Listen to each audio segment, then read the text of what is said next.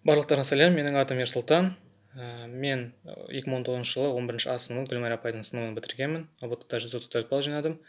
Қазіргі уақытта Қазақ Британ техникалық университетінде оқып жатырмын. Химик инженер менің мамандығым. Таңдаған пәнім химия және физика. 11 сынып түлектеріне айтар ақылым, ол ең бастысы өзіңіздің таңдайтын пәндеріңізді ертерек шешу. Яғни ол 9 сыныпта бастап госқа дейін өзіңіздің таңдайтын пәндеріңізді өзіңізге жақын пәндеріңізді таңдап, шешіп, және оны ары қарай оқи беру 11 сыныптың аяғына дейін. Оны әртүрлі қырынан ашу керек деп ойлаймын.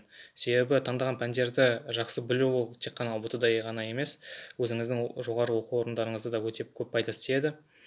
Және екіншіден, ол оқу принципі. Мен өзім тарих және өзімнің екі таңдау пәніне дайындалдым.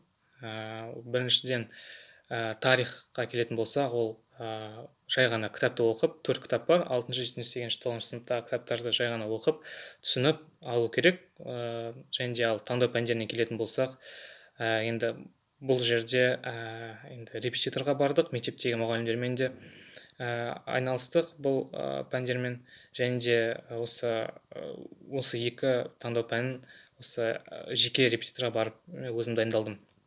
Ал жеке оқытатын оқу мекемелеріне келетін болсақ, оқу немесе естадия деген сияқты, мен ондай мекемелерге бармадым.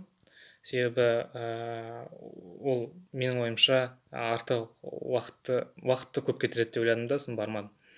Ал үшіншіден, ол әрине демалыс. Адам енді каждый день оған дайындалып қажеті жоқ деп ойлаймын сабаққа. Себебі бір 3 күн, 2 күн дайындалып, осы бір күн демалып. Демалыс дегенде ол үйде отыру емес, ол демалыс, ол сыртқа шығып, достармен ойнап, немесе өзінің әртүрлі жаттығулар жасау керек деп ойлаймын. Сонда ғана ми жақсы демалыс болады миға. Ал соңғысы, ол ұбт-ның алдындағы өзіңізге психология жағынан дайындық керек. Себебі менің ойымша ұбт-дағы жинаған балыңыз ол сіздің осы 20-30% осы влиять етеді, осы психологияның өзі 20-30% влиять етеді. Қалай ұйықтағаныңыз, қалай таңғы асты ішкеніңіз, қобалжығаныңыз, осының бәрі ұбт-дағы балға өте үлкен әсерін тигізеді.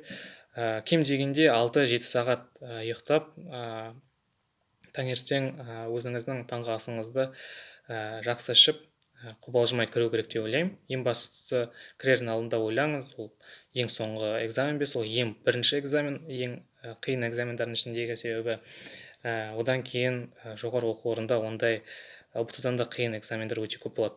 Сондықтан да қобалжымаңыз. Сіздерге сәттілік тілеймін.